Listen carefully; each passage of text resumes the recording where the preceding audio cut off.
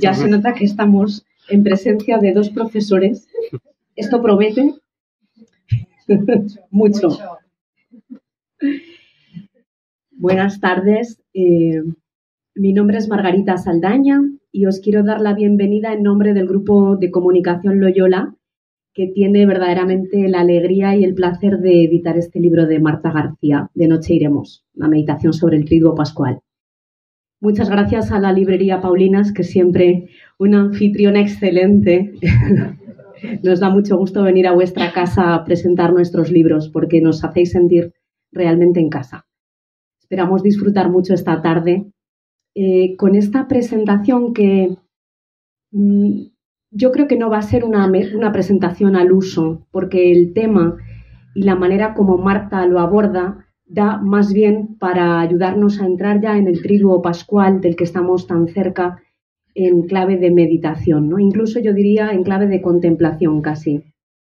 A Marta veo que no hace falta presentarla mucho, porque creo que casi todas y casi todos la conocéis, pero en fin, Marta García, doctora en Teología por la Gregoriana, licenciada en Teología en Ciencias Bíblicas por el Instituto Bíblico de Roma y religiosa de la Consolación. Esto debería haberlo dicho en primer lugar, me parece.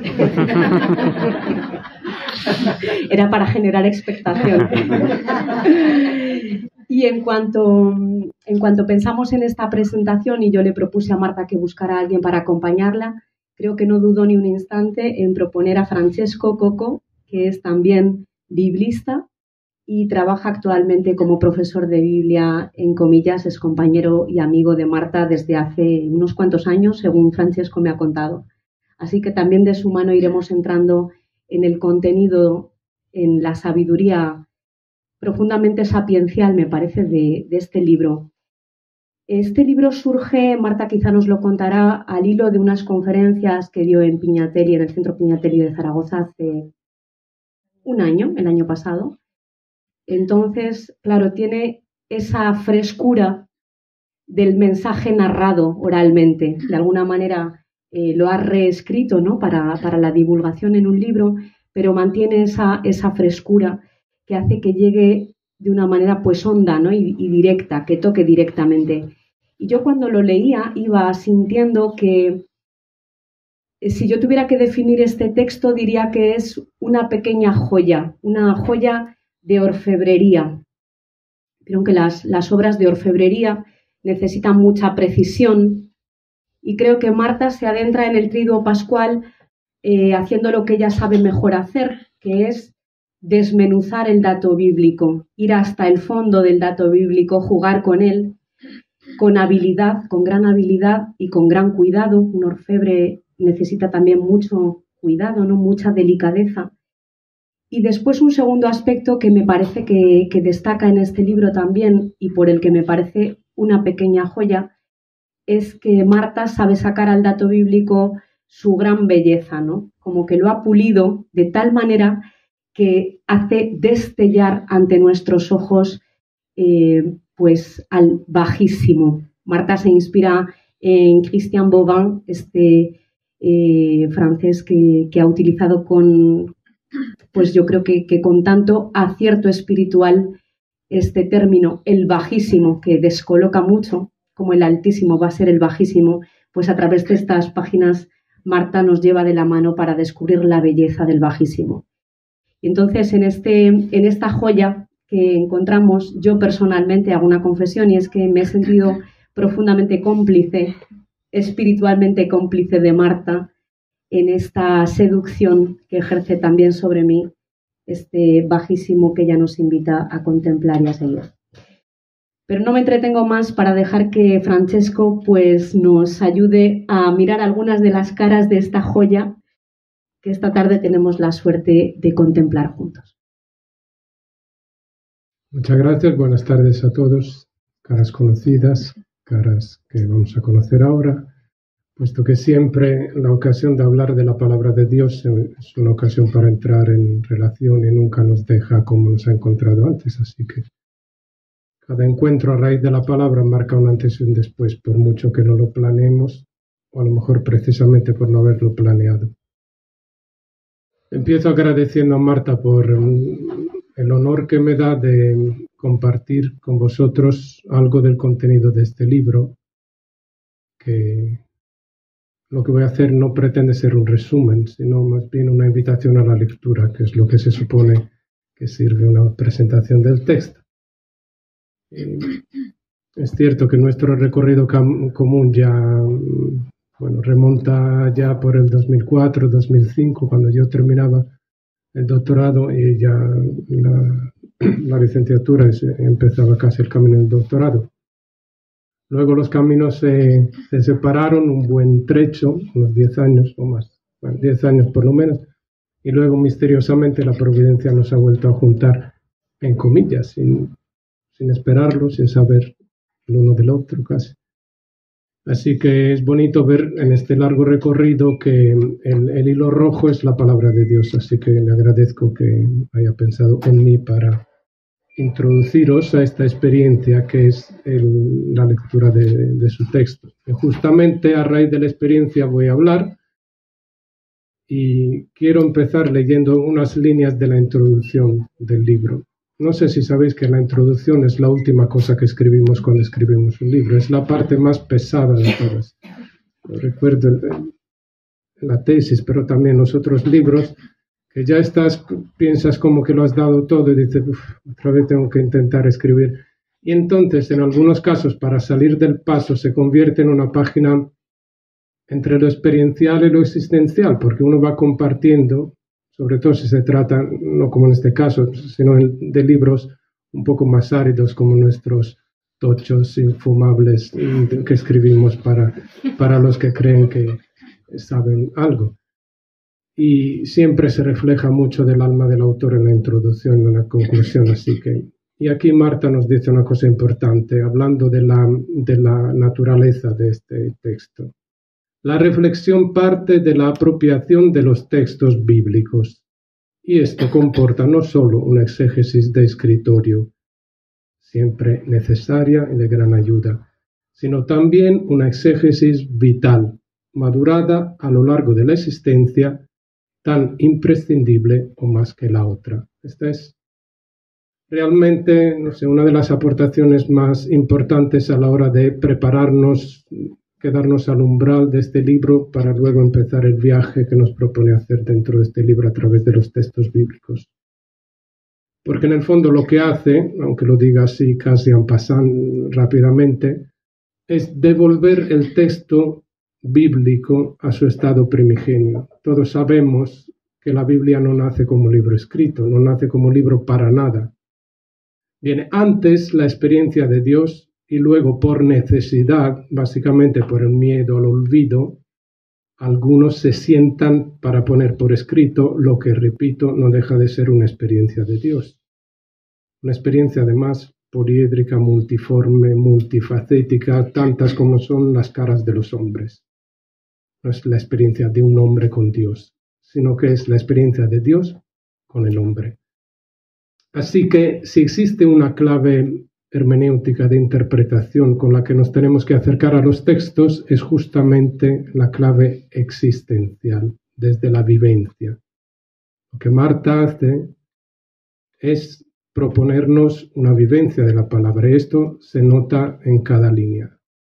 Obviamente, como dice, sin olvidar todo lo que hemos aprendido y con lo que nos ha costado, sentados en las mesas de las bibliotecas y en las aulas del Biblicum, de la Gregoriana, de donde fuera, sin olvidar esa parte, pero recordando que esta palabra es, como decían nuestros maestros, Alonso Shekel o Jean-Louis K., es como la partitura que necesita ser tocada o cantada para tener vida, no es algo muerto. Así que la clave indispensable para entrar en este libro nos la proporciona Marta, desvelándonos un poco el secreto de la preparación de este manjar, que es ese enfoque existencial. Todo lo que viene aquí pasa por su experiencia directa o compartida con los hermanos y las hermanas.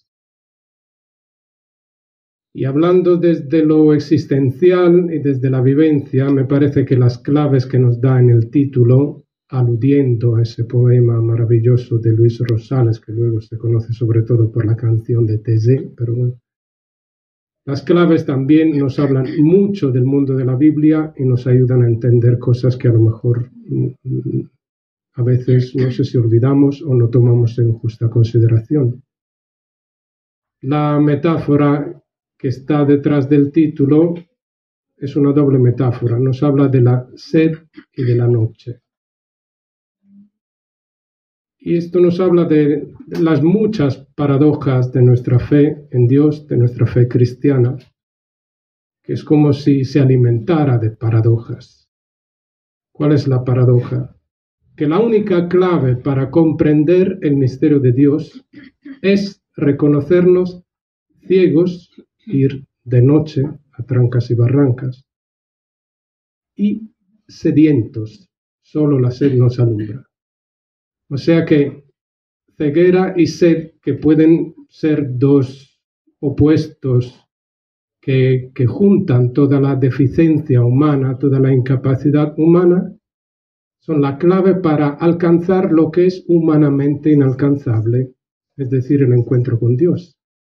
Presentar a Dios mi debilidad, representada por la ceguera y por la sed, se convierte en la única manera que tengo de acercarme a Dios, descubrir que no es algo que pueda hacer con la razón o con la cabeza, sino que es algo que vivo dentro de mí, haciendo de lo que es objetivamente un límite, una limitación, algo que me impide seguir adelante, la garantía de que si yo no logro ir a Dios, lo que he de descubrir es que Dios sale a mi encuentro. Descubrir que en una suerte de revolución copernicana no estoy yo al centro, sino que Dios está al centro y sale a mi encuentro sin esperar que yo vaya en busca. Así que sed y noche realmente son otras dos perlas que Marta nos va regalando en este camino solo a raíz del título. Y los tres textos que elige para introducirnos, para guiarnos en ese misterio insondable que es el misterio pascual, el centro, el culmen, el resumen, la síntesis de nuestra fe que celebramos y vivimos, que estamos además en el umbral, ya no nos queda nada. Los tres textos no podrían ser mejores para conducirnos en este camino. El primero, en esta línea que hemos intentado marcar, se puede resumir en una palabra paulina que todos conocéis, que es la palabra kenosis, que justamente nos habla de lo que en la encarnación empieza y que en la pasión, muerte y resurrección del Señor se cumple. Ese vaciarse del Hijo de Dios que da sentido a todos nuestros vacíos porque básicamente los asume. Marta aquí también, porque, repito, se presenta como un libro de espiritualidad de alta divulgación, pero no deja de tener hitos a nivel exegético muy interesantes para los que un poco manejamos el tema. Lo que hace es proponernos un ejemplo de cómo, me sale el italiano de vez en cuando, de cómo la escritura se interpreta con la escritura y a través de la escritura. Porque lo que va haciendo es presentarnos un icono típicamente pascual y típicamente de Jueves Santo, puesto que es la primera parte del Evangelio que vamos a escuchar, es decir, Juan 13, 1-5, el lavatorio de los pies, y nos lo va presentando y nos lo desminuza a través de otro texto. Para nada banal la comparación y ponerlos en sinopsis, que es el texto, el himno paulino de Filipenses, capítulo 2, 5-11, ayudándonos a entender que lo que hace Jesús, abajándose hasta el suelo para lavar los pies de sus discípulos, no es un paripé, una escena, algo para llamar la atención. El que era el grande ahí se abaja a hacer el trabajo de los esclavos, ni siquiera de los siervos judíos, sino de los esclavos. No solo no es un paripé, sino representa la manifestación magistral de toda la enseñanza de Jesús, magistral en el sentido literal de la palabra. Jesús se presenta para los suyos como maestro y allí da la clase magistral. Porque en el fondo lo que hace es escenificar, pero en el sentido bueno de la palabra, no hacer el paripé, sino hacer que puedan ver con sus propios ojos lo que él hizo asumiendo la naturaleza humana, bajándose del cielo. Y Marta nos propone esa imagen de Vauban, él, el Altísimo, que se convierte en bajísimo, destacando a la vez la dimensión vertical de este movimiento del Altísimo, que se hace bajísimo, junto con la dimensión horizontal, expresada por un servicio que desde abajo Jesús hace a los suyos. Así que realmente el texto que nos acompaña en el Jueves Santo es una maravilla. No menos lo es la reflexión del Viernes Santo. Ninguna sorpresa en ver que al centro de la reflexión de este día está la cruz, que Marta nos presenta como el lugar donde muere la muerte. Aquí también tomando prestadas las palabras de Francisco Brines. Y aquí también el icono evangélico sumo más importante de todo el Nuevo Testamento, que es la cruz de Cristo, nos lo presenta a través de un texto escriturístico del Antiguo Testamento, que es el cuarto Carme del Siervo.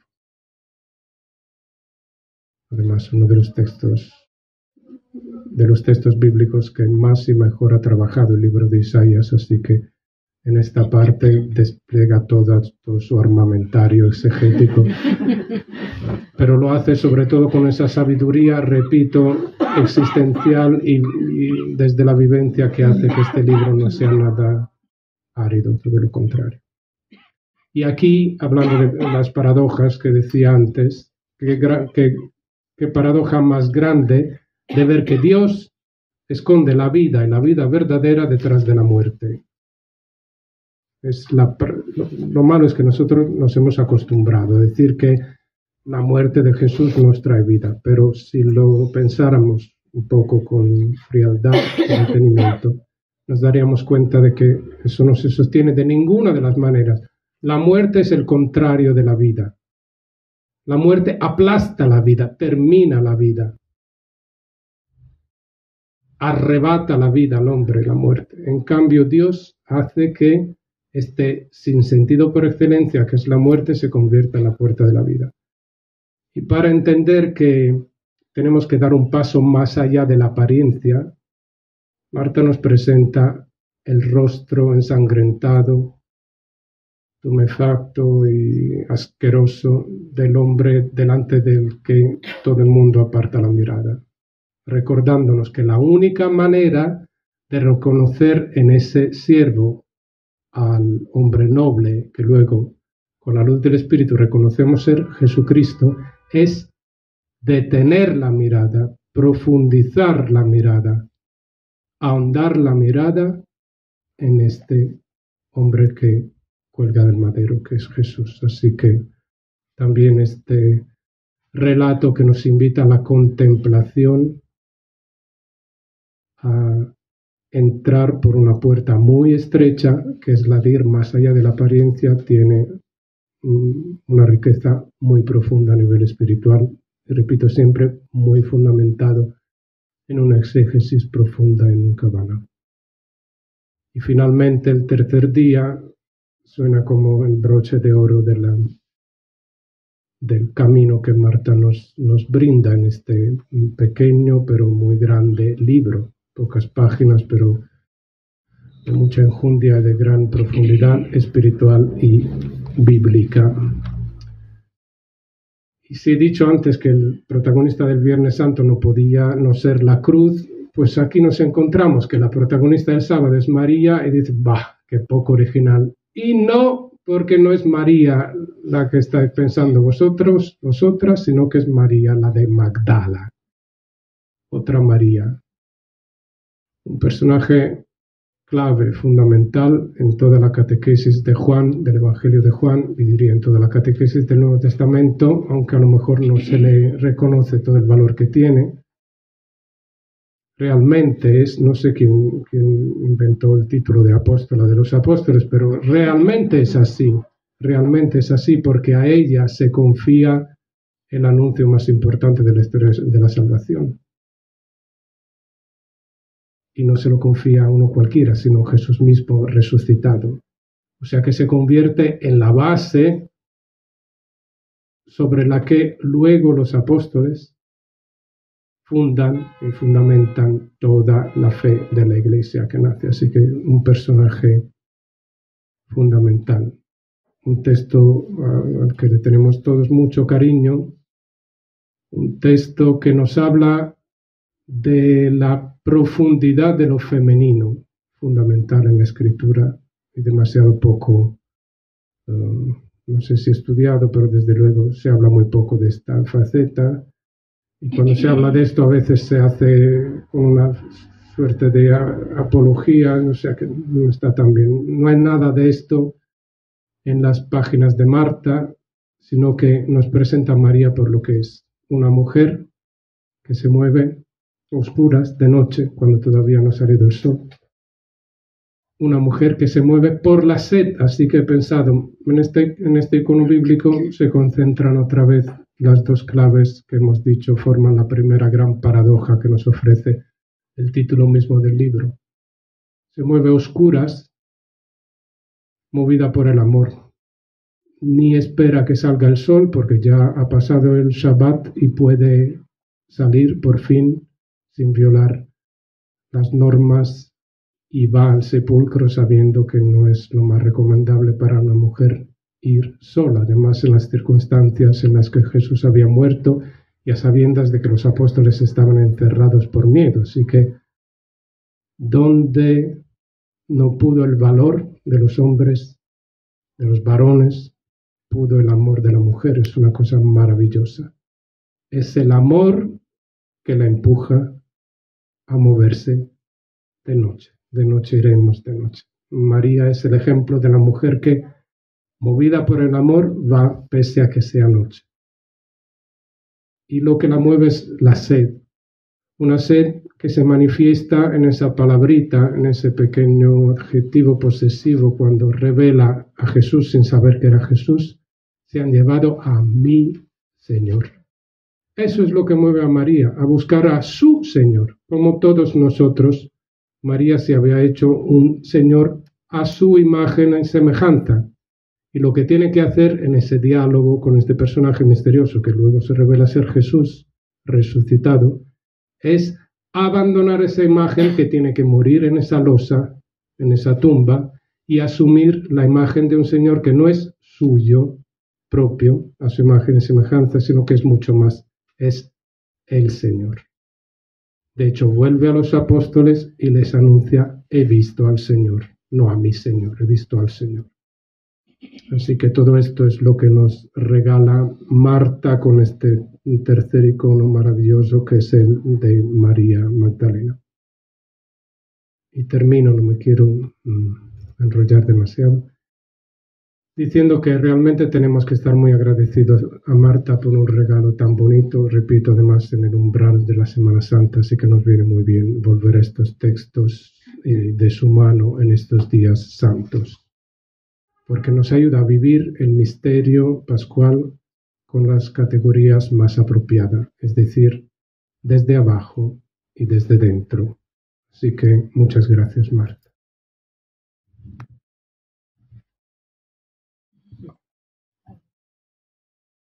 Buenas tardes. ¿Se me oye bien, no? Sí. Agradecer a todos los presentes la asistencia por lo que significa de cercanía a mi persona y de interés por el libro. De noche iremos. A las hermanas de mi comunidad, alumnos, amigos, alumnos y alumnas, amigos y conocidos, a la librería, que me arropan con su presencia, y también a los que están desde la distancia. A Francesco, compañero ahora de trabajo y antes, como hemos dicho, de estudios en Roma, por su amable, por su cariñosa, sugerente presentación, pero sobre todo por su amistad y por la vida compartida en torno a la palabra. Al igual que a la editorial Loyola, representada aquí en la persona de Margarita, con quien compartí una asignatura, y a quien agradezco su inestimable apoyo y la animosidad que me ha transmitido en todo este tiempo, haciendo posible que se celebrara este evento, el cual ella ha preparado con esmero y cariño. El libro es muy breve y por los diferentes canales que se han hecho eco de él o que han difundido, ya prácticamente está presentado. Se ha dicho más que lo que el libro es en realidad. Aquí ya en esta sede lo ha expuesto y ha hablado Francesco. La amplia entrevista que realiza Fernando Cordero en el canal de YouTube Cruzando Fronteras, a quien le agradezco de corazón su esfuerzo y labor. También a Pedro Barrado por la breve y excepcional reseña publicada en Vida Nueva, así como los feedback emitidos en las redes sociales, de los cuales, como no tengo ni Twitter ni Facebook, me han ido haciendo llegar, cuyos comentarios me han conmovido y me han enriquecido.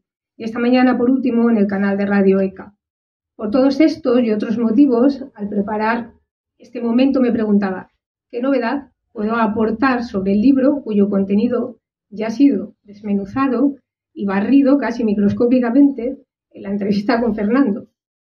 Tomando un café con Francesco, ya nos planteábamos así cómo distribuirnos la materia para no repetirnos. Y decidimos que su presentación versaría sobre los contenidos y los ejes teológicos y espirituales del libro y la mía sobre aspectos desconocidos e invisibles, pero que, como dijo el zorro del Principito, son muchas veces más esenciales. Y para no desplegar una pirotecnia de ideas deslavazadas, además de escribirme la presentación, la he articulado más o menos en dos momentos: la gestación y la recepción del libro. La gestación de la obra comenzó en realidad con una llamada telefónica muy particular, pero que fue la que en realidad puso en movimiento todo ese proceso que culmina con publicar un libro. Y aunque en concreto la realizó Jesús Mari Alemani, un jesuita que trabaja en el Centro Pignatelli de Zaragoza, tras la conversación sentí igualmente una especie de llamada de Dios, pues esta puede llegar de muchas maneras y en ocasiones a través de las necesidades concretas de una comunidad eclesial. De hecho, se me estaba pidiendo hacer el servicio de desentrañar algunos textos bíblicos para nutrir con la palabra a esa comunidad del Centro Pignatelli en los días del Triduo Pascual. Pues con una voz muy cordial y animosa, y tras presentarse y realizar mutuamente una breve pesquisa de quiénes somos, Jesús Mari constata que no nos conocemos. Pero el disco duro de mi cerebro tenía registrado su apellido por haber leído algo de un tal Alemani. Y le digo que aunque no nos conocemos de persona, sí que posiblemente le conocía por alguno de sus escritos. Entonces él me explica que no, que seguramente era de su hermano jesuita, el teólogo, el que ya murió. Y a continuación me dice con mucha gracia que son 3 hermanos que entraron en la compañía. El listo, que es el teólogo, otro hermano que actualmente está en el gobierno de la provincia, y él, que es el tonto. Y entonces los dos soltamos una carcajada. En este mismo tono jovial y amistoso me indica que había propuesto predicar el triduo de Semana Santa a mi buena amiga Mariola López y que ella no podía, pero que le había dicho, que le había dado la siguiente recomendación: pídeselo a Marta y para que entiendas, yo soy como un vino espumoso, pero ella es un vino de solera. Y nos vuelve a dar la risa, sobre todo porque para nada es así y porque Mariola, como todos conocemos, es un muy, muy buen vino de solera. No obstante, les pongo que últimamente, a causa de un acúfeno, he tenido que parar la actividad y que estaba diciendo que no a muchos compromisos. Y entonces me suelta: ¡ay, los ruidos! Te comprendo porque yo tengo dentro del mío una orquesta. Y entonces me vuelve a dar la risa y con ese gracejo que me lo pide y me lo presenta, me es imposible decirle que no. Consigue desmontarme y me comprometo a prepararlo. Tras la llamada se empieza a gestar y a madurar a fuego lento las 3 intervenciones. Pero más trascendental que esto es que existencialmente me siento como metida en aquel precioso texto de Lucas 4, en el que Jesús se encuentra en la sinagoga y se despliega todo un dinamismo en torno a la palabra. Él se levanta para hacer la lectura Le entregan un rollo, lo desenrolla por el episodio de Isaías 61, lo lee, lo cierra y lo devuelve, y a continuación dice: hoy se cumple esta escritura. Y así me veía en esta misma tesitura, porque por una parte me habían pedido que me levantase para hacer la lectura, a desentrañar unos textos que particularmente son muy densos y que además tenemos muy manidos porque los conocemos al dedillo. Y sentía la responsabilidad de todos los ojos clavados en mí, esperando que diga algo nuevo que pueda nutrir, ayudar e iluminar en unos días tan trascendentales para nuestra fe como lo son el Triduo Pascual. Y por otra parte, y al mismo tiempo, experimentaba que el libro me lo entregan, pero que también lo tengo que devolver enriquecido. Es decir, la comunidad eclesial nos confía a cada uno el don de la palabra. Nuestra labor es abrirla, desembalarla, desgastarla, o como dice un texto de la Misná, volver y revolver en la Torá, rumiarla, hacerse viejo en ella. Para, por último, proclamarla y poder hacer la única posible y más convincente homilía. Hoy se cumple esta escritura.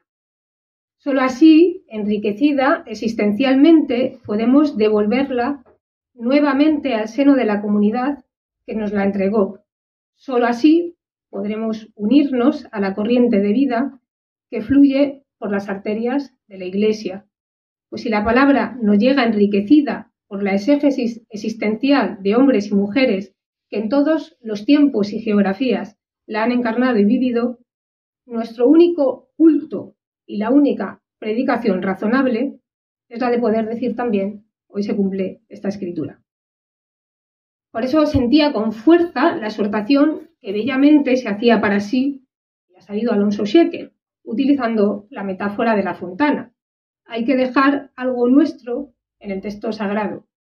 Sus aguas nos harán volver.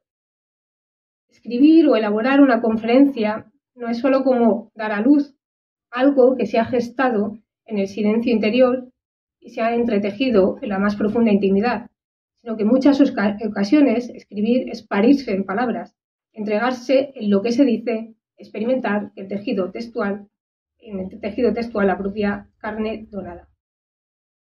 Y todo lo que se podía decir, y de todo lo que se podía decir en esos días, y de todos los pasajes a los que se podía hacer referencia, ese fue el criterio de selección. La óptica y el horizonte, como ha dicho Francesco, desde donde se desgranan los textos.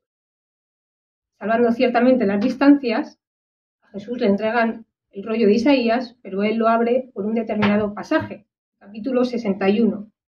Y en mi caso, la apertura de los textos tiene que ver con la hermenéutica viva de quien ha visto cumplida la escritura en su propia comunidad religiosa, en los pequeños gestos de cada día, en las largas horas de hospital, en cuerpos o psiques machacados por el sufrimiento, pero intactos en su dignidad y su verdad más desnuda.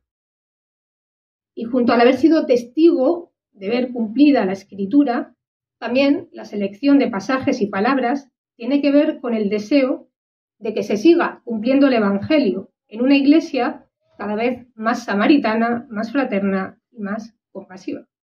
Y por eso el Jueves Santo, en vez del Altísimo, hablé del Bajísimo. El servicio como una expresión de la maternidad y de la mansedumbre de quien se deja comer. Esto es la Eucaristía. Y por eso, el Viernes Santo, contemplar a un Dios que vence la muerte con una sonrisa, como el Cristo de Javier.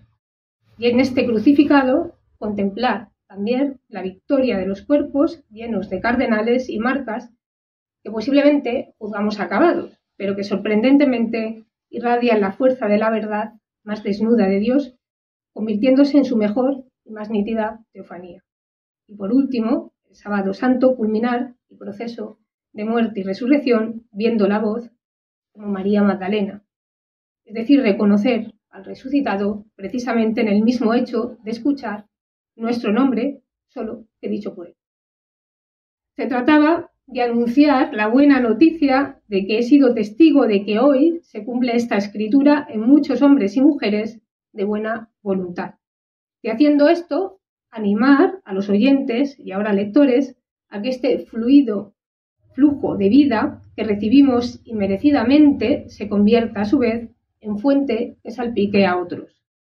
Y el reto era incorporar estos retazos de vida recibida a la explicación de los textos sin forzarlos ni tampoco justaponerlo, sino fluyendo como la continuidad lógica debida a la gran y sorprendente actualidad del Evangelio. Pues bien, más o menos todos estos componentes invisibles fueron determinantes a la hora de tejer el texto. Hasta ahora he hablado de la gestación, ese momento invisible para todo el mundo y también para la propia madre, en el que el bebé crece dentro.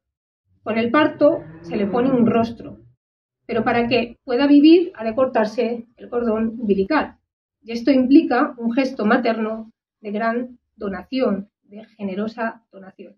Porque la carne de tu carne, el fruto de tus entrañas, lo que has considerado más tuyo, ya no te pertenece. El único sentido que tiene es ser donado.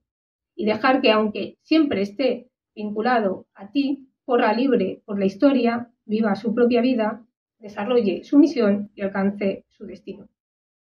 Y al igual que el periodo de gestación es invisible, también lo es el periodo de recepción, porque tanto un libro como una conferencia desconoces a quien le llega, si le ha podido ayudar o no, las reacciones y los efectos que frutos han podido aflorar en él o en ella. Es más, en esos feedback que a veces llegan como fogonazos de luz, experimentas la gran paradoja de que otros han comprendido mucho mejor que tú misma tu propia obra, que han horadado mejor en su sentido, estirando más allá de lo que tú te imaginabas los contenidos, y le han otorgado nuevas posibilidades y, sobre todo, lo han enriquecido de vida. Y en este sentido, experimentas que más que dar, en el fondo, recibes. Y también que tú creces, aprendes, te llenas de otras vidas. Y esto, sin duda, hace brotar el agradecimiento y es así como ahora me siento, profundamente agradecida. En realidad, más que los autores, lo que existen son los lectores. Y es a todos ellos a los que quisiera hacer un pequeño homenaje aquí, y para ello quiero compartir un momento, una anécdota, pero también unida a un retazo de mi vida, porque creo que puede ayudar a comprender mejor lo que quiero hacer y expresar. Aquellos días famosos de Zaragoza me acompañó mi padre, que es mayor y que está prácticamente ciego. Aquí está André, que le cuida, y que está ahí todos los días también con él. Las Hermanas de la Consolación, contamos allí con un colegio en Zaragoza y una residencia para personas mayores que está al lado. Nos albergamos en la residencia porque, además de tener las condiciones adecuadas para él, allí se iba a celebrar una Pascua con los residentes. Yo solo participaba por la tarde en los oficios y por la mañana me iba al centro Piñatelli. Pero todas las mañanas le preguntaba a mi padre si quería venir conmigo a la charla. Y me decía que no, que él prefería quedarse a la meditación de María José, que está por aquí, que está por aquí presente. Y después, cuando llegaba del centro Piñatelli, me explicaba con todo lujo de detalles lo que ella había dicho y cómo le había ayudado. Y concluía: lo hace muy bien, hija mía. Y al ver a mi padre lleno de vida y contento por el efecto que le producían las reflexiones de María José, eso me ayudó y me animó en esos 3 días. Pues igualmente me sentía abrigada y arropada por personas de buena voluntad que acogen tus palabras y, haciendo así, te hacen crecer la fe. Y ahora él, con su lupa de la 11, se está leyendo el libro, una hoja cada día. Porque aunque ha aprendido a leer con ese instrumento, que por lo visto no debe ser nada fácil, sin embargo, y le es muy costoso leer mucha cantidad. Estos días, a veces, cuando llego a casa, le veo peleándose con las páginas para aplanar el libro y que le quede lo más recto posible, y luego empieza a deletrear sílaba a sílaba el contenido. Y sinceramente me conmuevo. Y no es inevitable no acordarme de mi madre, ya fallecida. Ella fue una de las primeras en leer mi tesis doctoral. La paradoja es que lo hizo tras un infarto cerebral con las capacidades de comprensión y también de expresión muy mermadas. Y un escrito, como ha dicho antes Francesco, de este calibre resulta para cualquiera complejo, por no decir infumable, y por su aridez técnica. Sin embargo, cuando a su manera me hacía su feedback, me impresionaba constatar que había entendido lo esencial. ¿Y por qué cuento esto? Porque en ellos, las personas más cercanas, me puedo asomar a otras más lejanas, que desconozco, pero que estoy segura de que me harían emocionar y sentir inmerecido el don de la escucha y de la lectura y de su lectura. Una escucha y una lectura que a mí me dignifican como autora, que experimento como un don y que sin duda me hacen crecer como religiosa. Por aquellas puertas del centro Pignatelli desfilaron todo tipo de edades y personas, algunas muy mayores, algunas con las capacidades de movilidad visivas, auditivas o incluso de memoria muy mermada. Y simplemente estaban allí donando toda su atención con avidez de aprender y con deseos de vivir el misterio. Por estas razones quiero concluir con un profundo agradecimiento, homenaje a todos los presentes, a los que en la distancia también están aquí, pero también a muchas personas que no tendré el gusto de conocer, pero que con las que se producirá el maravilloso milagro de la comunión eclesial. Esa misteriosa cercanía, solo posible en y desde Dios, cuyo vínculo es más fuerte que el espacio y que el tiempo, que los lazos de la carne o de la sangre. Cuando Margarita me propuso esta presentación y otras acciones de difusión, era consciente ella de lo reticente que soy yo para este tipo de cosas y del pánico escénico que me provocan, pero me convenció diciéndome que podría hacer bien a las personas. Y por eso estoy aquí esta tarde. Y solo espero que, como bien dijo mi fundadora, Santa María Rosa, Molas y Valvé, todo esto sea para gloria de Dios, bien de los hermanos y nada para nosotras. Muchas gracias.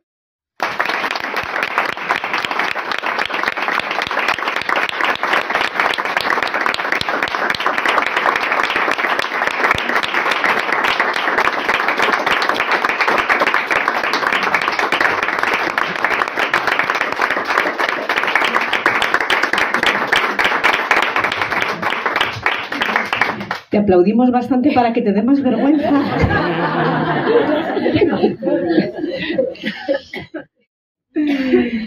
Bueno, muchas gracias, Marta, por contarnos esos secretos que el lector puede intuir, pero que siempre agradece que le cuenten cómo ha nacido un libro, qué tiene detrás, ¿no? ¿Por qué esas líneas han llegado a ser escritas y publicadas? Y muchas gracias también, Francesco, por habernos ayudado a tocar algunas de esas perlas, ¿no?, de esta joya que Marta nos regala. Y estoy segura de que, bueno, las dos intervenciones han suscitado emoción, movimiento interior en nosotras y en nosotros, y es el momento, si queremos, pues de hacer alguna pregunta, pero también pues algún comentario, algún compartir sencillamente lo que el texto, si ya hemos tenido la suerte de leerlo, ha provocado en nosotros, o simplemente pues los comentarios que acabamos de escuchar, pues hacia dónde nos llevan, qué nos dicen, a qué nos invitan, en qué sentido son buena noticia hoy. Así que nada, con libertad.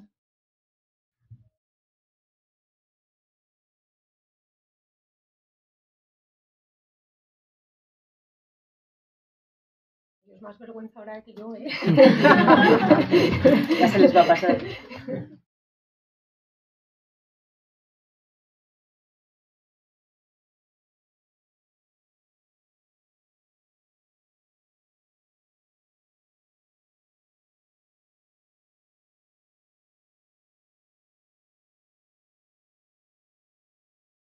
Bueno, si puedo hacer yo una pregunta.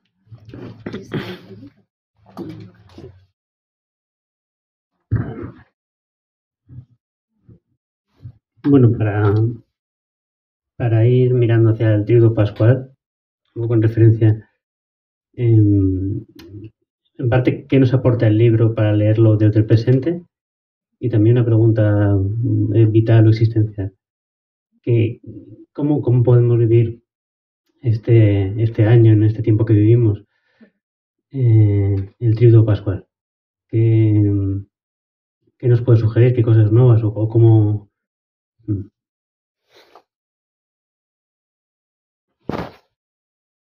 no sé, sería muy difícil ahora compensar todo. Hay guiños en el libro muy existenciales. A ver, el servicio es siempre actual. Y bueno, pues ahí un poco comienzo haciendo alusión a los partes y todos los telediarios que cada vez te ponen algo súper excepcional, que uno se ha tirado de no sé dónde a no sé cuántos kilómetros de velocidad y quizá no nos dejamos impactar porque Dios ha bajado, el Altísimo se ha hecho completamente bajísimo y se pone a lavar los pies. Ya no nos emociona, quizá nos tendríamos que volver a dejar impactar por ello, y eso es un poco también lo que pretendía haciendo, sacando o extrayendo esos elementos para que volvieran a ser actuales, ¿no? Pero bueno, creo que en esa línea decía, ¿no? Al final, la pregunta a Jesús, ¿comprendéis lo que yo he hecho? Pues es una llamada a la Iglesia a comprender lo que ha hecho Jesús en el lavatorio de los pies. Y bueno, pues por activa y pasiva estamos escuchando a este Papa, ¿no? La Iglesia samaritana en salida, cercana a los pobres, bueno, pues sigue siendo de actualidad. En el Viernes Santo, para mí fundamental era, un poco lo ha dicho también Francesco, ¿no? Es contemplar todos esos cuerpos pues, magullados de muchas maneras. Pues a veces por las historias de desafecto, a veces porque han tenido que salir de sus países y rompiendo con sus familias porque los países están empobrecidos y se lanzan en pateras. Pues estamos asistiendo a las guerras en Ucrania, pero también estas a veces son magulladuras internas como psíquicas, causadas por abusos, etcétera, ¿no? Entonces, pues bueno, pues bien, yo contemplando esos cuerpos creo que lo que he dicho, ¿no? Que la dignidad está intacta y que a veces tienen más dignidad, y es un poco lo que dice Isaías, y en sentidos de actualidad, ¿no? Entonces, bueno, Juan también hace una relectura así, pues ese cuerpo torturado de Jesús, uno que es un maldito, que ya no es una contemplación dolorista, pero que está completamente ensangrentado y que no tiene ni forma humana, pues precisamente en ese momento es donde mejor se ve, paradójicamente, la verdad más desnuda. Y bueno, pues eso. Y después, pues también el Cristo ese de Javier que muere sonriendo, creo que también se contempla en la vida, ¿no? Cuántas madres, pues que a lo mejor tienen cáncer y que están haciendo tripas corazón y porque sus hijos vivan felices, sabiendo que van hacia un camino de muerte, ¿no? Y que mantienen la sonrisa y que vencen toda la muerte, porque la muerte no es solo cuando te mueres, sino todo el camino. Bueno, pues no sé, era un poco también en esa línea algunos elementos que yo creo que son actuales, ¿no? Y bueno, pues también Francesco, ¿no? Lo ha dicho con María Magdalena, porque es todo un proceso, ¿no? Parece que ves al resucitado y ya está todo solucionado. Y no, ella lo ve, no sabe quién es.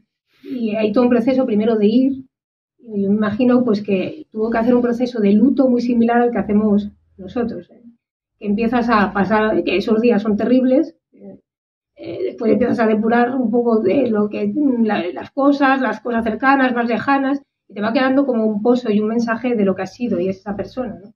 Y a ellos les debió de quedar ese pozo para ir a buscar, ¿no? Y bueno, pues ese encuentro con el resucitado, ella no le reconoce cuando le llama la voz. Entonces, no sé, pues yo creo que esa experiencia la tenemos todos, de que alguien te llama, te reconoces porque te llaman Marta, pero no es lo mismo que me lo diga Margarita, que me lo diga Francesco, que me lo diga Ana, que me lo diga Pilar. Cada uno nos llama de una manera. Entonces ella le reconoce llamándole. Entonces, bueno, pues no sé, yo creo que sí, también la resurrección es un proceso, ese encuentro con él es un proceso y fundamentalmente lo reconocemos en la voz y en la voz de los demás. Muchas veces nos llaman a lanzarnos por el reino, a vivir esa iglesia en salida. No sé, así ahora, de pronto, ¿no? Porque la pregunta difícil. Paso el micrófono al otro lado. No sé si queréis.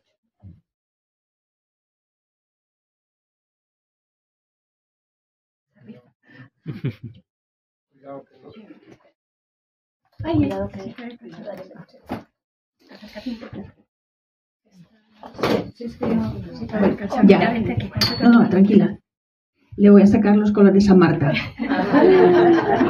Soy de su comunidad. Y bueno, agradecer profundamente el trabajo que realiza Marta en este libro y en tantos otros que ha escrito, y a los que le da una profundidad muy especial. A veces la vemos muy poco en casa porque tiene mucho trabajo en la universidad, porque también está muy pendiente de su padre, pero cuando trabaja con una profundidad que creo que a todas ahora mismo me sobrecoge a mí también, ¿no? Entonces, agradecer que le dé la profundidad y le dé el trabajo que le da a cada cosa que hace. Y sobre todo también que realmente pone la vida. No es únicamente escribir por escribir, sino que pone la vida. Entonces, pues agradecer que sea hermana de la Consolación, que viva en mi comunidad y que nos ofrezca esto. Yo estoy ansiosa porque llegue este año la Semana Santa. Tenemos el libro, tengo el libro, pero lo he guardado porque estoy muy tentada de leerlo y no lo quiero leer. Lo he hecho así una pasada, sabía los textos que había, sé los textos que hay y de qué va cada capítulo, pero no lo he leído en profundidad porque estoy con ansiedad esperando esos días. Como que me va a ofrecer vivirlos de otro modo y eso lo agradezco.